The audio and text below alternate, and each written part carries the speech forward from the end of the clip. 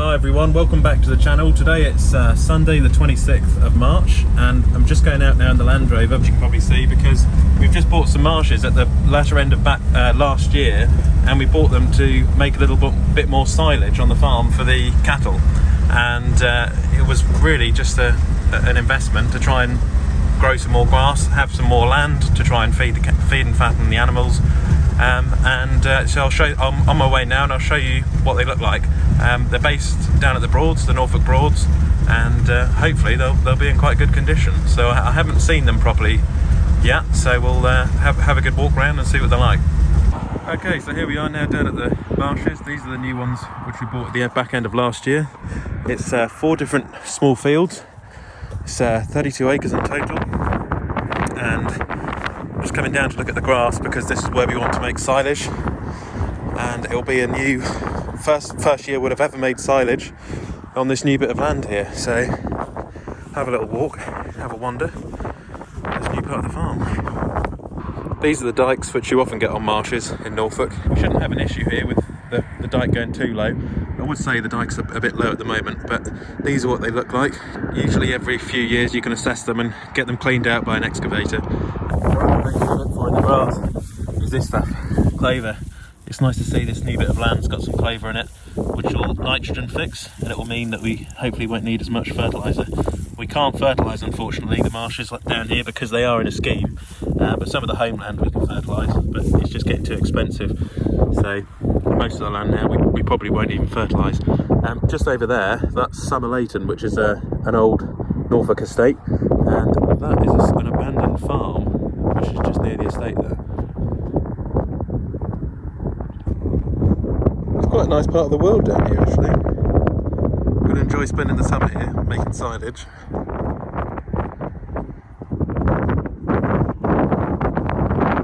So I've had a good walk just around the 4 blocks of this part of the farm, and it's all looking pretty good. There's a few wet spots here still, so we can't put the cattle out.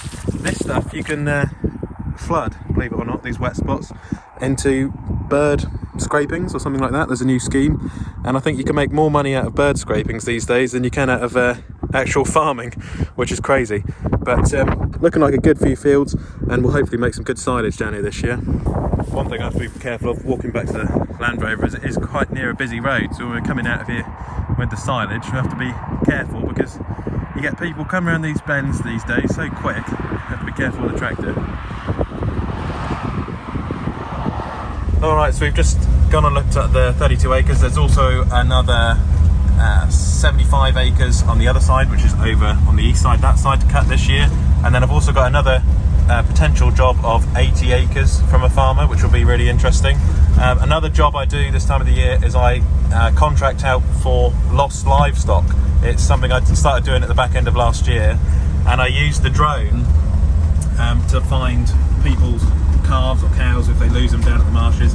I even had a horse charity, horse sanctuary, bring me up, and they needed me to come and have a find with the drone. I had to go and find their horses, and I charge normally just £50 an hour for myself and the drone, and it's been quite a good side business on the side, which I do normally starting towards this time of the year. So we're sort of back now on the Broads. It's been obviously really wet because of the wet winter we've had, and you know, they go into like hibernation mode, the Broads, and then they come back out again sort of springtime, summertime. The first animals are out, we're putting the sheep out. We've also got the cattle going out on April the 1st, and then in May we'll pull hopefully get the mower out, get the baler out, and get making some silage, which will then be carted all the way back to the farm and then wrapped. If you've got any questions about how we do the silage down at the Broads, do leave it in the comment section down below. We generally cart it back. It's a 7-mile trip there, so it's a 40-mile round trip all the way, which hence that's why we have 50k tractors. Always try to have high-speed machinery to make things more efficient. It does take a long time, especially when carting. So I call these ones the Twin Towers because they're you can see them from any part of the farm when you come on the Broads. Yeah, I've grown up kind of around all these parts, and yeah, mainly the main issue is when cattle get out down here. You got to be careful as well on the Broads because some people, you know, if you go straight off the beaten track, you can get stuck. There's reed beds, there's dikes, there's gullies. You've really got to know what you're doing so you don't get yourself into a pickle, which I used to do when I was younger, but now I know the lay of the land a little bit better. And you'll see on the left that's where people go for holidays. People go boating out over there, and normally I'm coming along here with a tractor or something, and they sort of wave at each other. It's quite funny. They've also got these funny looking, you'll probably see one now, the local authorities have got a new machine which has come down, started coming down to our part of the world, and here it is. It's a funny looking thing. It's I believe they're from Austria or somewhere like that, and they mow all of our riverbanks. We offered to do it a few years back with a tractor, but the trouble is the tractor can get, you can roll the tractor over, whereas these are specialist machines, and I'll show you quickly. Yeah, whereas these are specialist machines, you see it's got a miniature Econo on there. These don't fall over, and I've always thought they're pretty cool. Yeah, you see them this time of the year. They also come around in autumn as well. So it's got a mussing mulcher on the front. Yeah, Reform, that's it, Reform R.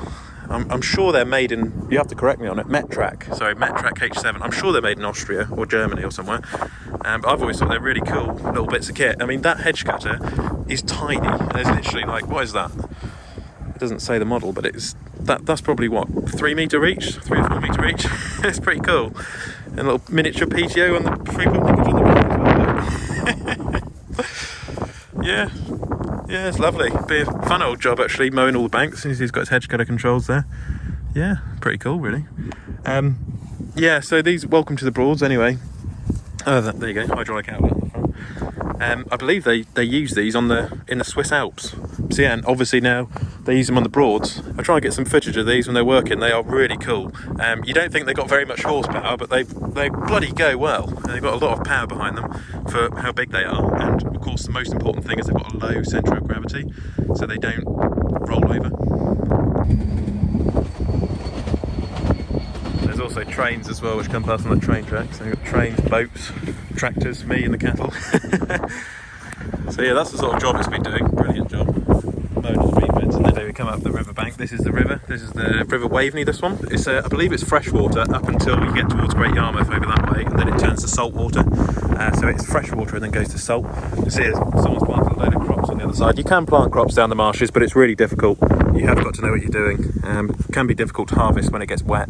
So yeah, down at the Broads today, looking forward to the silage season, which will be next couple of months hopefully, providing all goes well. So yeah, I'm going to go and check the sheep. Hope it's been insightful. And do check out the Broads. Come down to Norfolk if you're on holiday in this part of the world. Or step check us out as well. I'll catch you in the next one. Click here to subscribe to the channel, and click here to watch another Olly's Farm video.